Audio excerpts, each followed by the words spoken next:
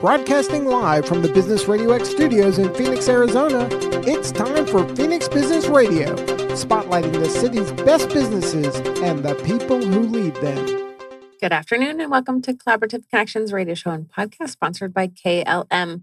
We are broadcasting live in Tempe, Arizona inside Max 6 in the Phoenix Business RadioX studio, and I cannot wait to introduce you to all of my guests today. KLM started this radio show and podcast to bring people together. I feel like the more we collaborate and do business with people we like, our community grows and fostering collaboration. So that's why it all started. So without further ado, I will introduce you to my guest today, Dr. Pamela Williamson. Welcome to the show. Thank you. I'm excited to be here. Tell us a little bit about you. So I am the president and CEO of WBEC-West, which is the Women's Business Enterprise Council West. We connect women-owned businesses to opportunity through certification, targeted networking, and education. Really excited to hear about the whole process. We were just saying that before we got on air that a lot of people go into business, a lot of women go into business, and they don't realize, oh my gosh, there's this ways, and have you help us, walk us through what the process is, and that there's somebody to help us do it. So that's really cool. I'm excited to hear more. Thank you for joining us.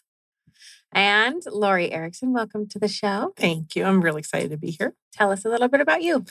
Lori Erickson. I started Project Pros about 8 years ago, and we help with all the back office needs of small businesses. Got into it just to really help small business grow because a lot of owners do the things that they shouldn't be doing and they should be focusing on their business instead of in their business. So we get in their business and help them grow. It's exciting. And tell us a few of the service offerings. Really anything back office that you don't or shouldn't want to do. Answering phones, bookkeeping, some admin tasks, HR, just really depends on where you're really struggling and where we can really help. We jump into a lot of different areas. That's exciting. And that's why we're a good referral partner for each other, because you do everything I don't do. I know. And we need to talk further about that. That's exactly. Exciting. Yes. Well, welcome to the show. Thanks. All right. Last but not least, welcome to the show, Brandy Byers with Arizona Automotive Equipment. Did I get that right? Yes, that's correct. Welcome to the show. Tell us a little about you. Well, first, thanks for having me. Really appreciate this, to be with people with wisdom, especially women. So, Brandy, I'm a co-owner of Arizona Automotive Equipment. I own most of the business. I own 51%, and I own it with my husband. And it's a company that he worked for about 8 years. And we specialize in automotive equipment, specifically automotive lifts. So whenever you go to Discount Tire shops, you'll see those lifts. We maintain and sell and service those lifts. And been doing it for about 3 years now. This is year 3. So we took over the business during COVID. So. Oh, fun. I can't wait to hear that story. Exactly. And in a male-dominated industry, to have a woman-owned business. Woohoo. Yes. I love hearing that, of course. So how did you guys get into, he owned it and you were like, okay, so let's do this, or tell us the story. Yeah. So my husband worked for the company for about 8 years. They had been around for about 16 years and they were ready to retire, and they didn't have kind of a legacy to leave it to, and they didn't want a big corporation to buy it. And God willing, we were able to purchase the business, and the rest is history. My husband came to me and he's like, should we? He was all nervous, and I'm a little bit more assertive, I guess. And I'm just like, let's do it. What do we have to lose? I'm tired of big corporations. So we took that risk, and it's been great. Really cool. Really cool. I hear that all the time. Women, men, anybody who come from corporate and start their own business go, I'm so sick of that. And that every time I hear that story, that same exact story, I think, thank goodness I never went into corporate. I've been an entrepreneur for over 20 years and worked in family businesses, and very, very thankful to never have had that, oh, I didn't like that, or, thank goodness to get out of that. So that's really cool. Really good. Well, this show, turns out, is all about women in business. So I would love to hear, Pamela, the certification process, what you guys do, and why women should get certified and help in the procurement of bigger contracts. Sure. I'm going to start backwards for your question. Please. So I'm going to start with the why. So why women should get certified, it really just depends on how you look at it. So some women get certified because they want to do business with other women, some because they want to connect with other women, some because they want to do business with corporations. The bigger why, I think, is why women need to get certified is because there are so many opportunities out there for women and they just don't know it. And I think certification allows you to see those opportunities, but also allows you an opportunity to connect with those individuals who are almost like your internal advocates within an organization to help you connect with the procurement and the decision makers. The process for certification is, I like to say it's like a 3-pronged process, but it's probably more like a 5. So I think the reason why I add those additional steps in is because you really need to think about if certification is right for you. We know that certification is not right for everyone or every business. So that's a consideration you have to take into account. And you have to really know whether you want to do business with a corporation, with WBEs, or with both. Then you'll need to really look at your business structure. So the first thing that you have to do is you have to do an application process. And that application is totally electronic. It requires you to dig out your documents, upload them. And the reason why we want to see your documents is we want to make sure you're 51% owned, operated, and controlled. After you upload your documents, they're reviewed by a committee. And along the way, we have an assigned person to kind of help you with that whole process. After the review by the committee, they make a determination to certify or deny. Then no matter which determination, there's a site visit that occurs. So we have someone from our office. Pre-COVID, we used to go in person and inspect your office and ask some standardized questions and some questions that the committee has come up with. Since COVID, we now do that virtually unless you have a manufacturing plant, because then we want to look at that location where you're manufacturing your items. Then after that, a decision is made. And so it's almost like a matrix. If you is certified through the committee and certified through the site visitor, it's an automatic certification. If it's a certified and denied either direction, it goes to a second committee review, which may require someone else coming out or asking more questions.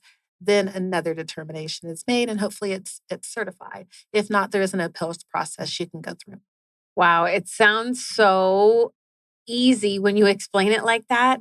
For so long, it was always, I always thought, oh my gosh, there's way too many things, which it sounds like obviously, you have to go through the process. But if you follow, I'm certified in project management. So that my brain goes, yep, you just check mark each box and you just go through the process, right?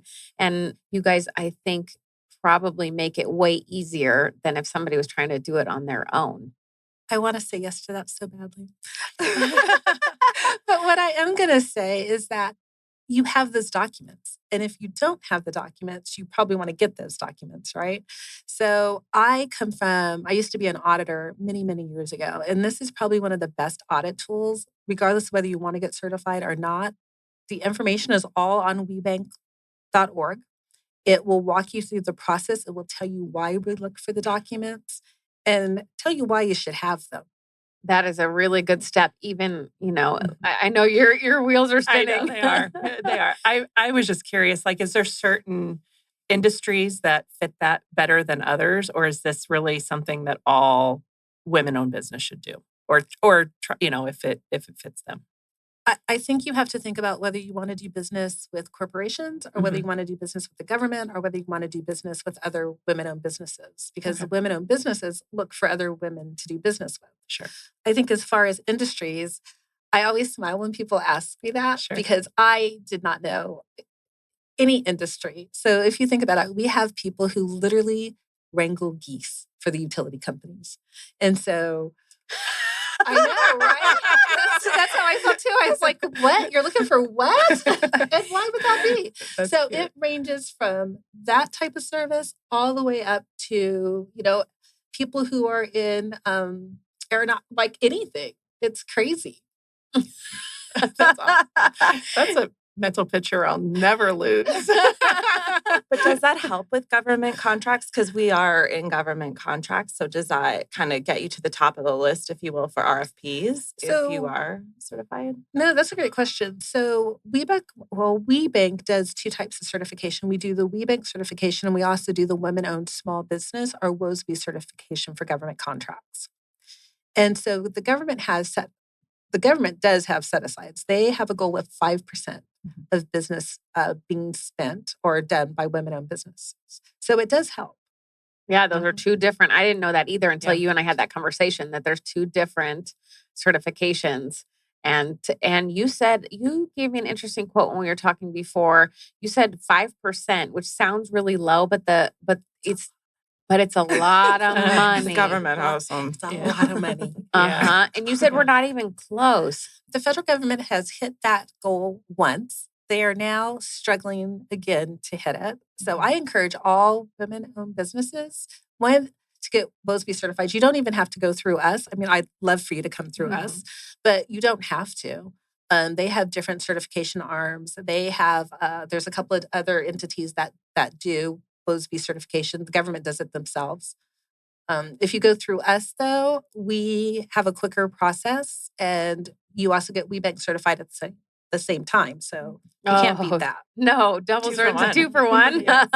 That's really exciting. Really good for business owners to know, whether, even if they're starting a business and they're not sure if they've got a partner, if one, husband, wife. I have a lot of clients who are family-owned businesses, right? And we should think about doing the 51%. And you guys did that right away. Right away. How did you think of that to make sure that happened? A lot of reasons. No, take it and run. No, I've always believed in women-owned business. I'm all the office and I'm all the behind the scene. And so to me, it was just like, this makes sense. Like, I'm handling the finances and making more strategic decisions. And so Good for you. It. Good. Most people, I assume most people wouldn't think of that unless they've been exposed to knowing that you can get certified, knowing that it makes a difference and all that. So that's really good that you guys thought of that ahead of time. I did do consulting at SRP and utility. So I did get to see kind of some of that. So it was a little trigger for me, like, ooh, if we have this, we'll have more opportunity. But we aren't certified, and they ask for that when we do government or apply for RFP, do an RFP or anything. So good to know. Yeah, I'll be in touch. All these resources that are available, and that's one of the reasons that I keep asking, businesses and organizations and corporations and nonprofits, like, give me all the information, so that we don't have to struggle. There's no reason for any of us as business owners to struggle, Yes. And I'm sure that's one of the reasons you started Project Pros, Well, it's interesting, just to go back to that for a minute too, is, we just had this conversation and now I'm sitting next to you. But what's the advantage of a woman-owned business? And it was kind of an aha moment of, there's not really tax advantages, but this is, huge. So if it's getting you in front of the right people to get the business and bring it in your door, that's huge. So it's a big deal. Yeah, it's a big deal. Yes. So speaking of, tell us why you started Project Pros. I mean, you did a little bit in your intro, but give us some background. Well, so I am the corporate person too. I envy you that you didn't, but there's also a piece of me that, my daughter's in college right now, and she would love to just probably come work for us at some point. But in my mind, I'm like, we need to throw her to the wolves in corporate. So she really appreciates small business, because I think that lacks with not having that knowledge. And so I was in corporate America, had assistants, had all of that stuff. And it was really hard to find a good one, the right one. And the drain of corporate America was a big reason I started Project Pros. And I just knew what small business and executives needed to get them over the hump and let them make a difference in their business. So It's huge. Yeah. Every single small business, entrepreneur, or family-owned business that I say the first thing you need to do is hire a bookkeeper Yeah, and an accountant, and then get your If you're growing fast, you better have your HR in place. I mean, it's a necessity. It is. It's just as much as a necessity as having your LLC and figuring out what your all of that.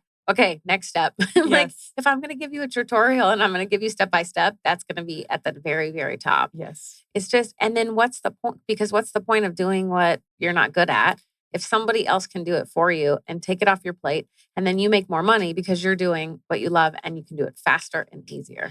Well, and it's interesting, just our typical client comes in and they've done some of this and, they're wearing all those different hats, but then we go and we look at their books and they've got everything categorized maybe in the same category, but they're not the right categories. And so, you're just sitting there going, okay, this is going to take a minute, but once we get it smoothed out, you can step out of this because I know this is taking you 20 hours a month or 30 hours a month. And what is that time going to do for you if we give that time back to you? Where are you going to spend that time? What are you going to do with that time?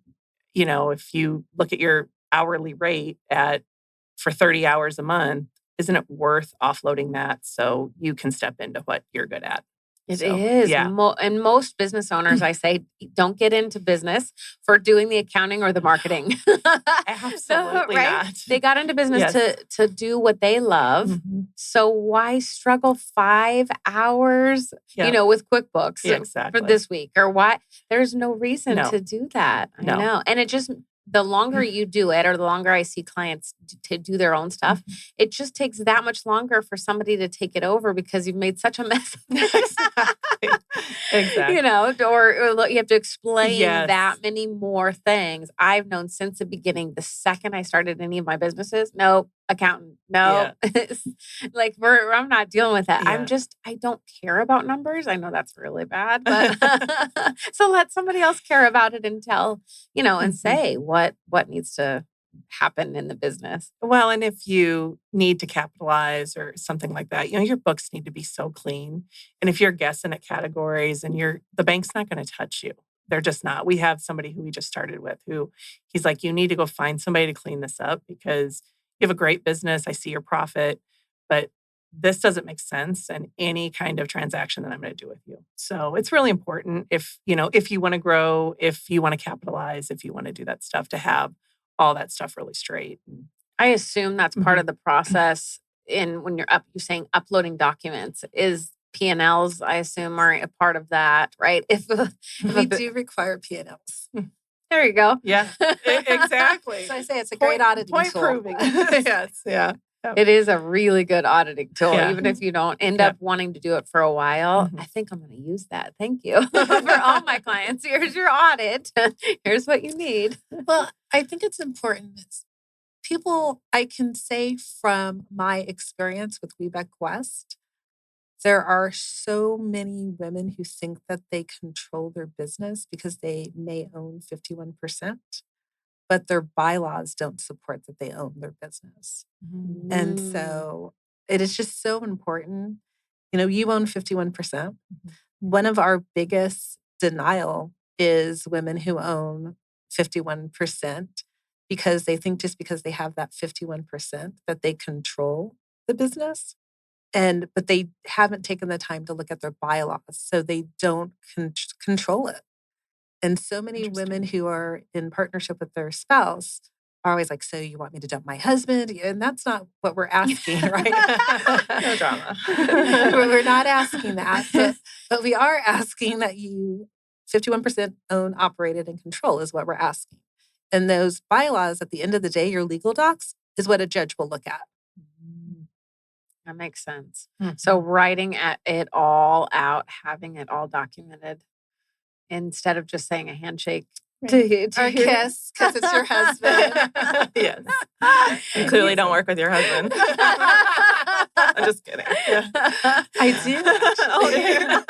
I do too. Oh my gosh. Yeah.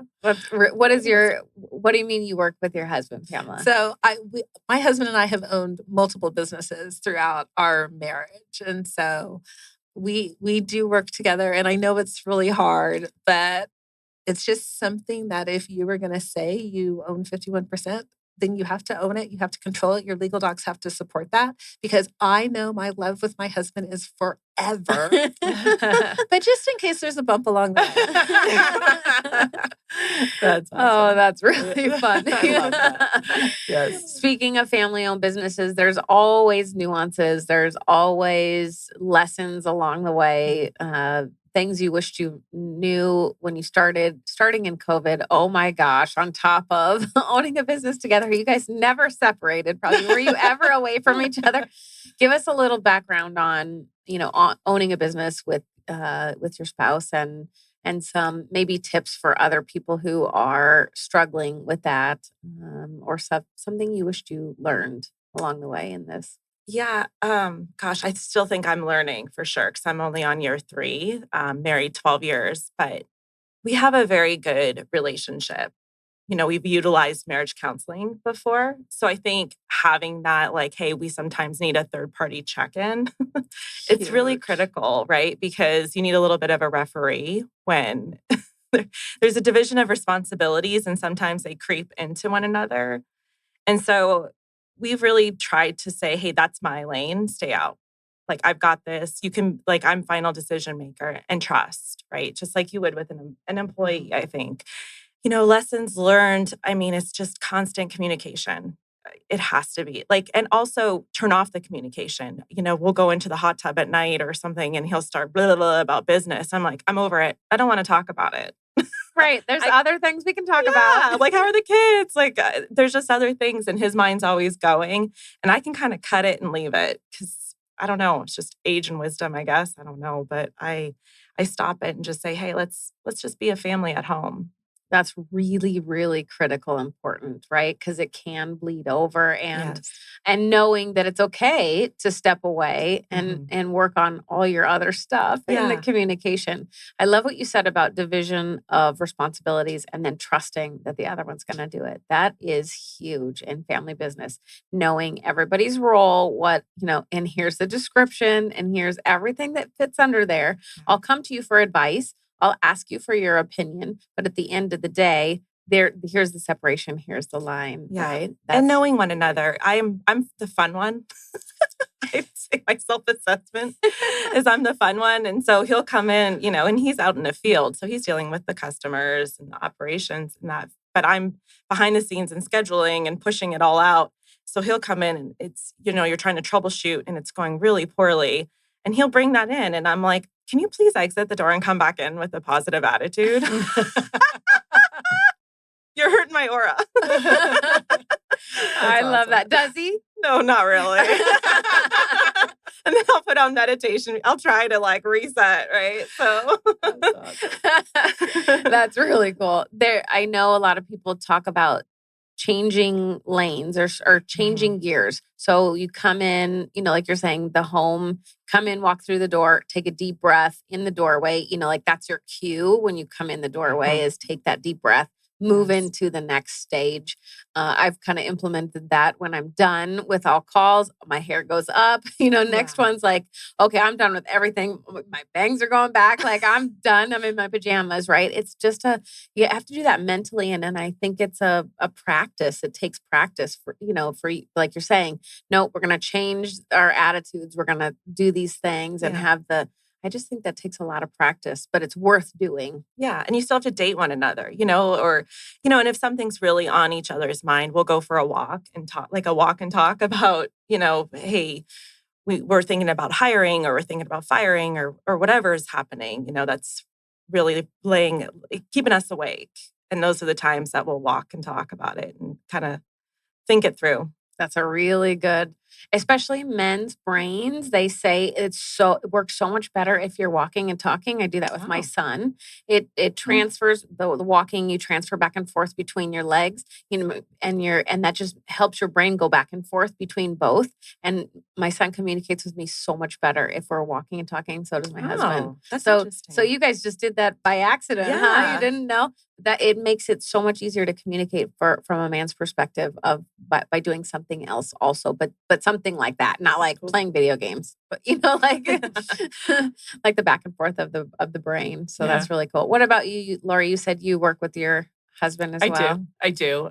We strategically placed our offices way across the building from each other.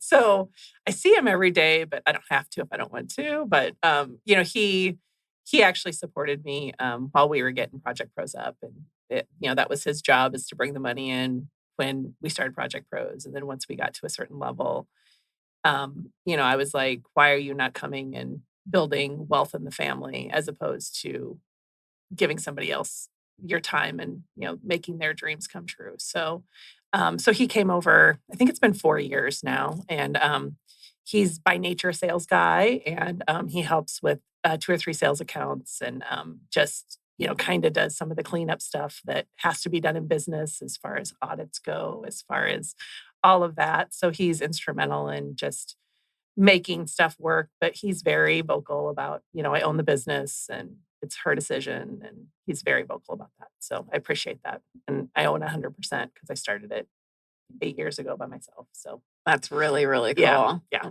Really, really good to have everybody, know what they're really good at and do that. In the family business, we owned a medical practice.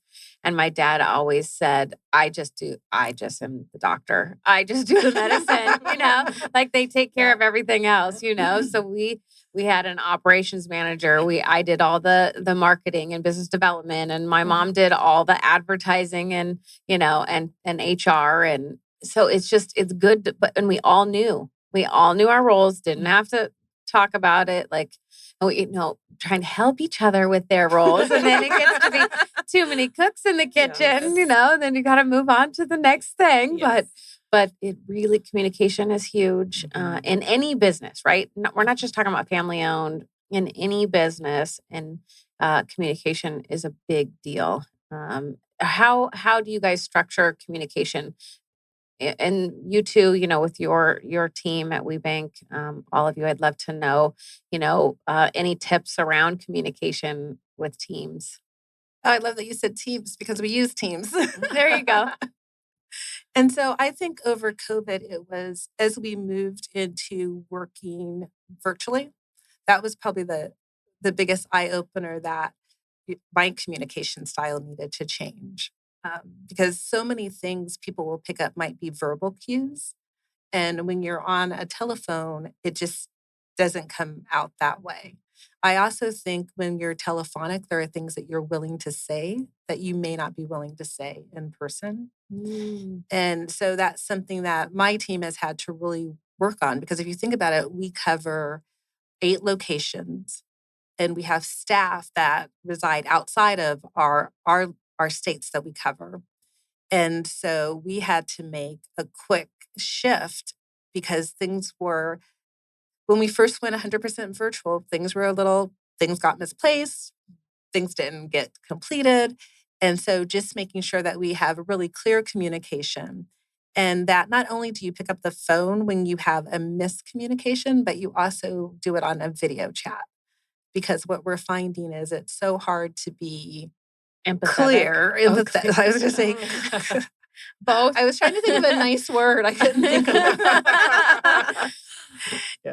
Yes. It's easier to communicate when you're looking someone in the eye and not discount what's being said, is what we found as far as communication goes. So it's a big deal. It's a big deal. As soon as I get an email or a text message that I don't understand, or I think I'm taking it one way, that's kind of like, oh, that's off, or that's weird. Can we schedule a call? Can we schedule a video? I want to, because I'm not understanding. I don't think I'm understanding it right, And a lot of times, even with your family, you're not understanding it right. They're like, I didn't mean that, and I'm terrible at that. So the better we get in front of people, I think you're right. You can look somebody in the eye and see that they're not being mean, or they're not meaning to say that, they're meaning something else. So I think that's a really good communication tip. Video calls as opposed to even phone calls. Yeah, I really like it. And I also love the mute button because I have a tendency of just being like, and so I love the mute button. I can think about what I'm going to say. I can kind of think about how people might take it. Yeah. So I love that mute. That's my fave. But our industry, I feel like, is so further behind. So we have really small dealerships that, their accounting is literally like a ledger. Like it's 1984 in some of these. And so for us to use schedule, like to try to be progressive, it's really hard when you have, they're operating in the 80s, 90s. So like I have to do phone calls, like, government shops we're fine with email and scheduling and whatnot. But a lot of them, I have to physically call them and talk to them. They wouldn't even, they'd be like, what's a Zoom? Like it would be a whole thing. Why are you putting me on a Zoom? Like, I don't know. It's so crazy that it's far behind. And that's a struggle for us, I would say. Like I get envious. I'm like, ooh, Teams, virtual. Nope, not yet. We did find that in my husband's business. He's in electrical contracting. He's a fireman, but he owns electrical contracting business. And I set him up on all the things and everything he needs in his business. And he's like, but they can't just send him a form to fill out for what they need because they don't even have, a lot of these guys, he's doing big shops, and stuff. He's like, these guys don't even know what that is, what a Google form is. Yeah. So I said, that's okay. You talk to them on the phone, you use the Google form to keep you on task, and you fill it out. Mm-hmm. So then it goes into the Google Doc. Like we can still help him be more structured and streamlined, but just do it on our end. Yeah. And it's the only way to do it, really. Mm-hmm. What about you, Lori? Communication, teams. Communication is key just with our customers because we're doing a lot of, their stuff in the back office and they need to know it when they need to know it. We have deadlines. We use lots of different programs, Zoom to Asana to whatever to keep us organized. We Slack in the office so everybody can ask questions instead of getting up and running around the office and causing chaos. So communication's key in our business, and we try to overflow that to our customers. Just, we have a lot of customers who are on Slack with us, so they can just message us and say, hey, I need this done today kind of thing. So that we communicate in lots of different ways. We're over communicators probably, to be honest, but I think over communication is better than under communication. And if they get sick of us, they get sick of us, but they know what we're doing and where we're at. And it's made the business go. So you're a diamond in the rough when it comes to accounting and bookkeeping for over communication. Have you guys ever heard that before? No, I don't think so. It's always they're too busy and oops, couldn't get to it. I know, and you're like wondering where luckily my husband he's my CFO. He does all my P&Ls. He deals with the accountant. Like, I don't want to look at it. Just tell me what my percentages are. Am I making money? Yes. Good. That's it. Well, and that's what we hear all the time is that, we get most of our customers because somebody has sold a company and they've got somebody new in there and they don't have time for them and they don't get to them and they've got to file an extension. And, we're pretty diligent. We over communicate for sure. And they love it. And it's, it's a great referral source for us too. I bet. That's really exciting. Yeah. Oh man. All right. So I'm going to totally switch gears. I read everybody's bio and we didn't say them out loud. But I'd love to know all of you have a little bit different backgrounds. So I'd love to know, the story or the why, what led you to these different careers you're in. I think story and steps helps others go, wait, I can change. I can do differently. I can follow this path. Not every path is the same, like you were talking about for corporate versus not corporate, right? I love that I never had to do corporate, right? But I am a kind of a one-off that I got to go straight into business ownership because my parents were entrepreneurs, because we'd already been building that family business since I was 15, right? So I'm like, well, I can do that. So I started my own real estate company, I started my own fulfillment house. Oh, I can do that, right? Because I had that background of knowing that I could do anything. So I love hearing the stories because for you, I know, Pamela, you have a ton of education. I was reading your back. I was like, oh my gosh, that is a lot of education, right? Awesome. I was like, if I can get through college by the skin of my teeth, I can, Oh man, not that I wasn't smart. It was just I didn't like school, right? So, and then and then I didn't go to corporate. So I love hearing your stories because I think everybody can benefit from, a different path. So tell me about all your degrees and why, what was the path that led you to that? So originally, my goal in life was to be a psychologist. So that's what I wanted to do. And so then that's what I went to school for. And then I found out I was a horrible therapist. So then it's not that funny.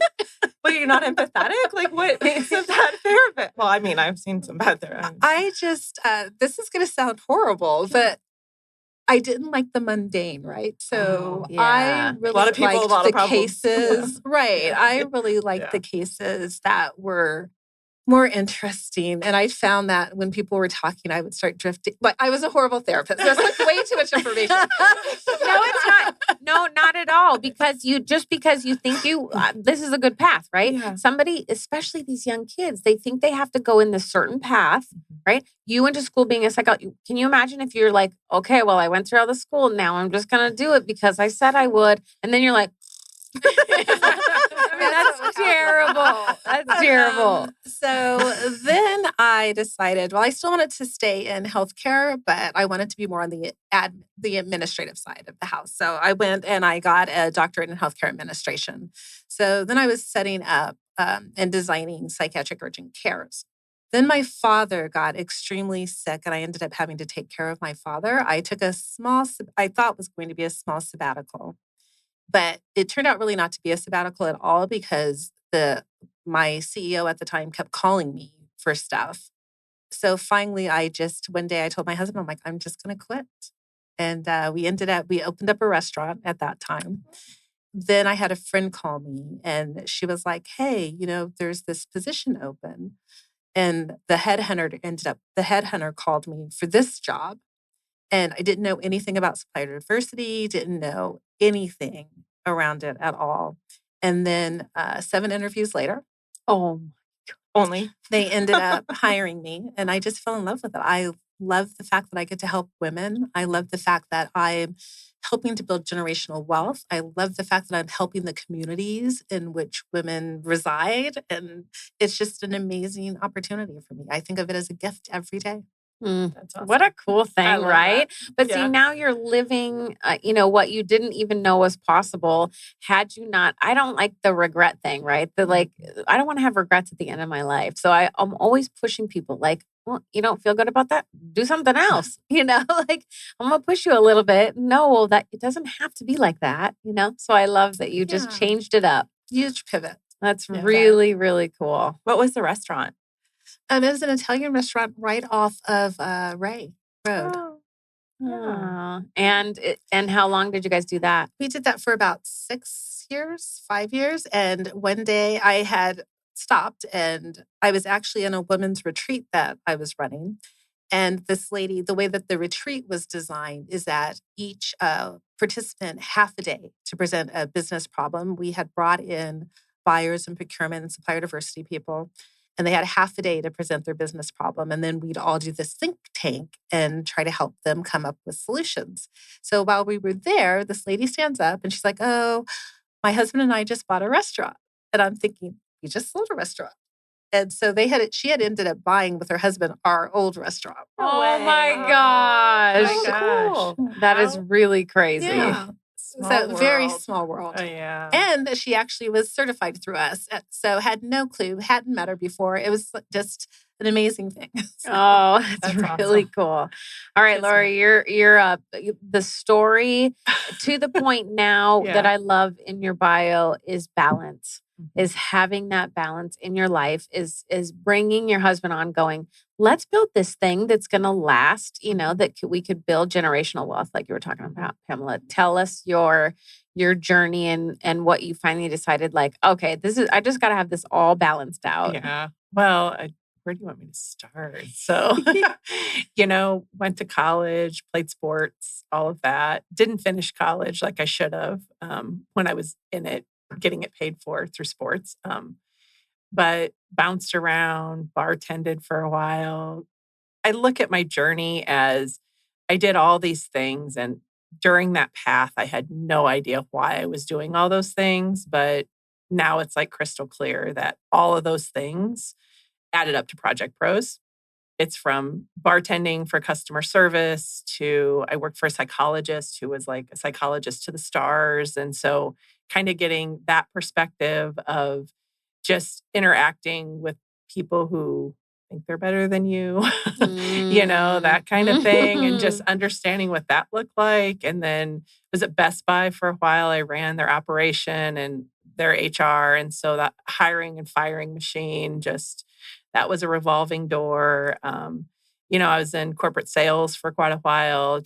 It was just very eclectic. And I did finish my degree at University of Phoenix through that whole time. And I was actually working for that psychologist and he was getting ready to retire. And he said, well, you could go with who I'm going to sell the business with and da-da-da. And that was just my exit in my mind. I was just like, I'm just done with this. I'm done with building somebody else's dream, working for somebody else. And so I had hired a lady into that who came to me after we kind of both decided to leave and said, I have an idea for a foundation, and I think you're the person to help me write the 501c3. And so we sat and we wrote a 501c3, got it approved in 6 months, which is really unheard of before the quick form came out. So that was a sign to me almost of let's just move forward in business. And then she ended up taking the foundation and I started Project Pros. And, the rest is history, but the balance is super important, with my and Todd's relationship.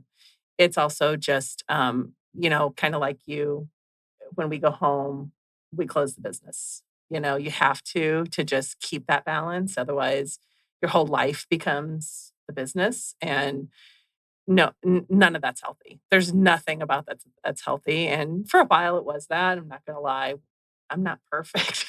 I've learned from trial and error, just like everybody else. But, we're in a really good place right now. The team is super strong. Very grateful for everybody who's on it. And they help balance us just to move things forward and not let it get so chaotic. So, yeah. Really, really important, right? That communication and the balance in your life. Yes. I think as women, we tend to take on everything. Yeah. And then we think we need to do it all because, oh my gosh, I don't have time to train somebody. I don't have time to do that or, talk about it, whatever. But the more we can delegate and the more we can say, no, this is my lane. Like that. I don't, like I said, I don't know numbers. He's doing that. No, I'm not dealing with that. But the communication is kind of the back to the communication, right? Is on your team even, I'm sure, is the inner communication between. I'm always doing that with team. Like, okay, do you like doing that or you don't like doing that? Okay, let's find somebody else. What of this job do you love? Well, I'm not really good. Okay. So let's find somebody who does better at that. Mm-hmm. And then you get to, right? If we're all going to be in this life, we might as well be enjoying ourselves. So continuing to do what we love, Well, and I did have a boss at one point who was just like, I really believe just get the people on the bus and you'll find the right seat for them. But, that interview is so important. And if they fit, and even if it's not the hole that you want to stick them in, get them on the bus and you'll find the right seat for them if they're the right person. So, I love that quote. Yeah, look at there's a life lesson for you, right? Well, it's a book, right? It's a good book. Yeah. I can't recall the name of it, but yeah. I love that quote. I have done that randomly, not even thinking about it. I always said to people, if you hire your first assistant, you'll figure out how to pay for them, right? Yep. But now I'm to the point where like, ooh, I really like this person. I'm just going to say, can you want to come work with me? And then we'll figure out what you want to do. And we just keep adding to the team that way. That's really cool, right? Yeah. You can't train personality. You really can't. No. You really can't. All right, you're up, Brandy. Tell us. I think one thing though, before I'm up, yes. What's neat about both of you is, I don't know if it's younger generation. I don't want to be that old biddy, ugh. But I think what's really neat is we didn't have analysis paralysis on confidence on trying something new. And I think for a younger generation, that's something to teach. Like, don't don't just talk about wanting something new, just do it. Like, and if it doesn't work, pivot again. Like, but that's the neat part about business and just taking, going from a restaurant back and, from psychology.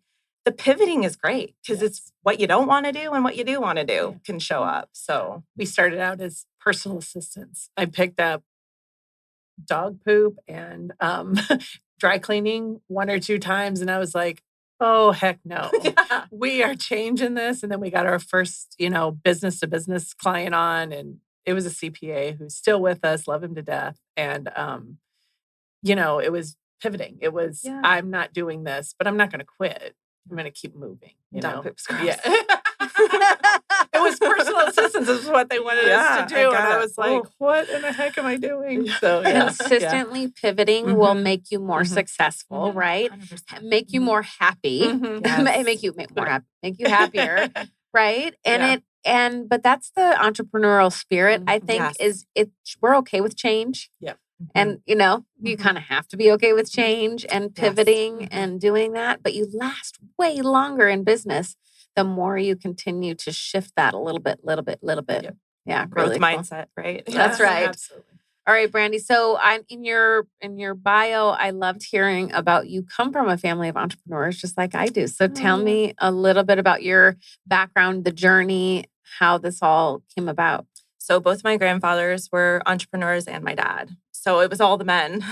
So I just always would talk to them. Maybe I'm a little different than you. I like the money side of it. And I just always wanted to learn about stocks or how did they invest it or I don't know. As a kid, I was playing Office as a little kid. So I think watching them. Super cool. Yeah. And so my career, it started off, I went to school for international business. And I didn't really know what that meant. I thought, ooh, I get to travel. No clue. And turns out I didn't get to travel, but took some real corporate jobs that were pretty horrible. Taught me about life. I had to basically flip. People would get like couch loans and then we would flip them. I think that was in 2008. So I was probably part of the problem, which I didn't really understand. But it really taught me about mortgages and about finances. It's pretty embarrassing, like, oh, Lord. So did that, hated it. I remember going into work and I hate, like, and I'm not somebody can't wake up and not be happy. Like, that's just not my MO. And so quit that. And then I was like, I kind of want to save the world. So I decided to become a substitute teacher. So I did that to see if I wanted to go into teaching. And it turns out I did. I loved teaching high school. But for me, I just didn't see what was next. I couldn't see myself being a principal because I'm just kind of too blunt. I was like, so I did that for a few years. Loved it. I loved the kids. Like, it was just such a great experience. And from there, I went into consulting, and that's where I was a consultant at a small company at that time. And we were, I was at SRP quite a bit in the utility industry. And so did that for almost 10 years. And I got to see a business grow. I got to see how somebody can really take care of their employees and care about them and see their growth. We use a lot of those practices. And that's when I had another job in between. And then that's when we got the ask to buy the business. So the pivoting and like you said, and I know you said it, Lori, like all these different things and where's it all going to end up, right? How are we going to get to where we are? But I would always, when I was working, I would have a podcast on. I would always listen to How I Built This by Guy Raz. It was so, I don't know if you have listened to that, but gosh, it was just so motivating. I'm like, well, she was doing, there was Dry Bar and just all, even Southwest Airlines, all these. I'm like, well, shoot, if they could do it, I know I can. Like, I don't know. But I will say, having a growth mindset, my husband's kind of change resistant. So, wow, we are in different spectrums a lot of the times. I bet. But if you can counteract, if you can keep the communication up, right, and counteract each other, I have the growth mindset too. And my husband's like, okay, but we need to actually make some money. We need to actually, right. I said I want to be a philanthropist when I grew up. And I was like, my husband's like, you kind of need money for that. I'm like, all right. So now every time I make money, I'm like, I just keep giving it away. Like, don't bubble this. But but we are a good team, right? Because you have to have that, like, okay, don't go too crazy. We gotta, step at a time, each step at a time. I call it marinating. Like plant the seed, let it plant it, marinate it. And then it was his idea all of a sudden. And I'm like, woo, great idea. That's another whole topic. Psychology 101. I know. Women's psychology 101. Business ownership. Oh my gosh, that's really funny. I love tell us the podcast again. What was it called that you were listening to? How I Built This by Guy Raz. Really or good. How I think it's that, yeah. But it's so good. It's so like, oh my gosh, because they go through their, like how it started to where it is now. And it's normally pretty big businesses, the dream ones. But they're all different, right? Just like you guys, right? Like different paths and how did we get here? And it all adds up to having a really cool business and really cool industry. Lessons in life, lessons along the way. I'd love to have you guys share tips for women in business. It doesn't sound like and maybe we just hadn't touched on that, but being women in business, I know a lot of women have had trouble with, that glass ceiling or have had trouble with their male counterparts. I never, luckily, have had that. But so whether it's lessons learned of how to deal with that or just, in general life lessons. Pamela, I start with you.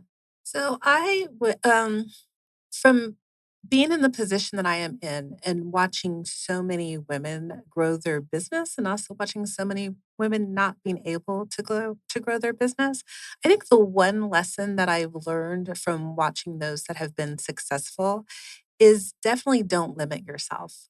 There are so many opportunities out there that may require you to pivot. And I think you shouldn't be afraid to pivot. I'm like, who's to say you can't go from laying electrical wire to laying cable for, Cox so the world is changing. What corporations are looking for is changing. Don't be afraid of the change.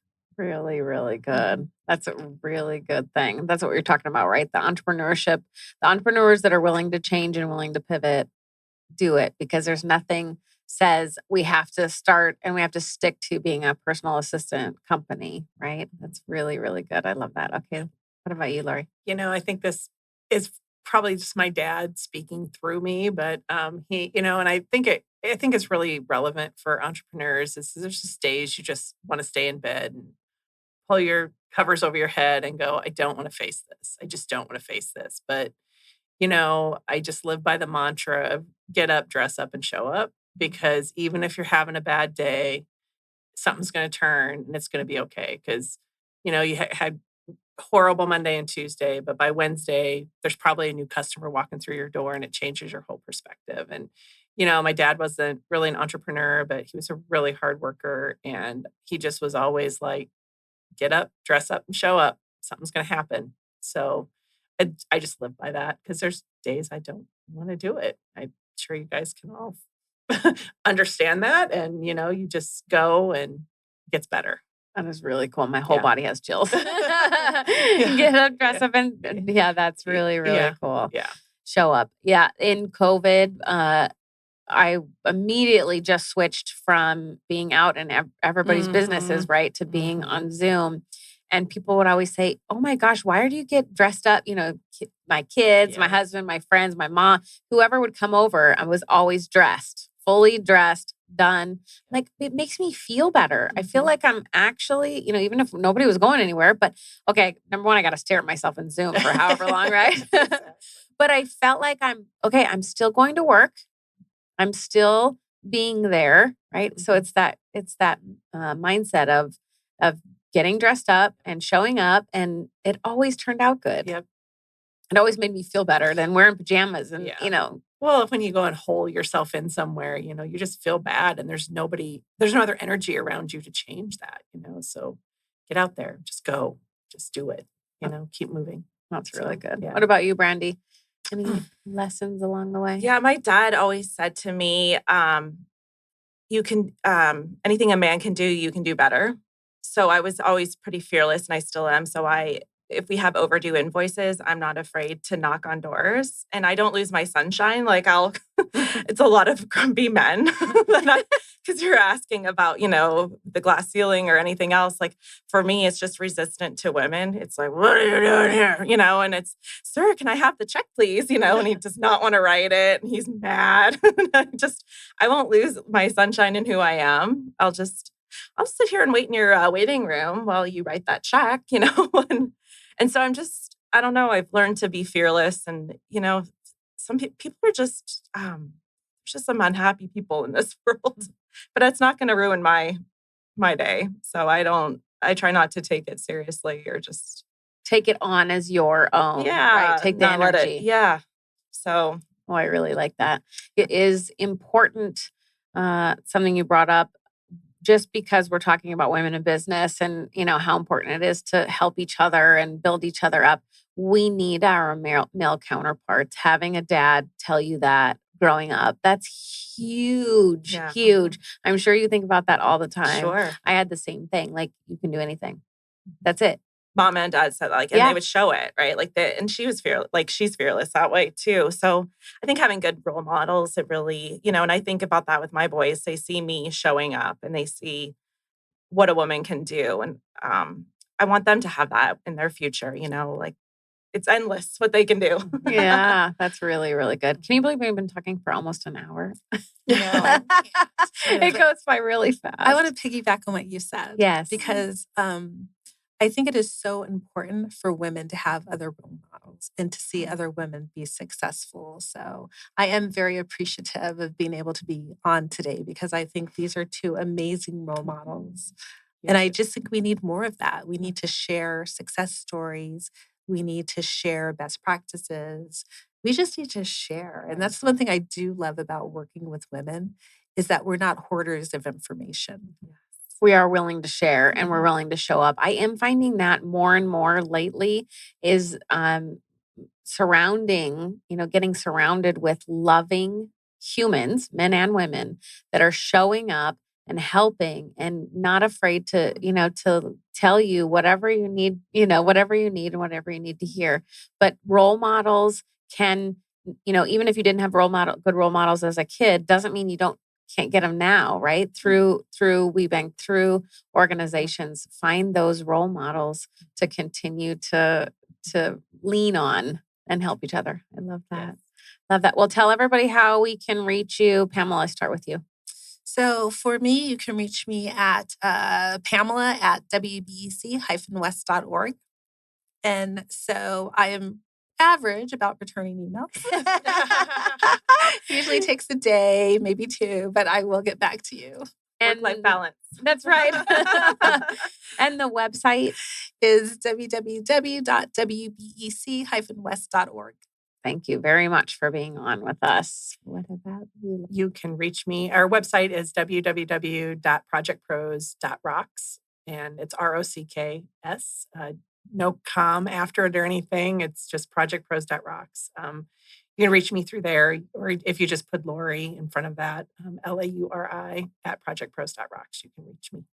Thank you very much for being on. Brandy, what about you? How people can reach you guys? We have a website, azuautoequip.com, or bbuyers at azautoequip.com. Thank you all so much for being on with me today. You've been listening to Collaborative Connections radio show and podcast sponsored by KLM. Do what you love and outsource everything else. Until next time, happy connecting.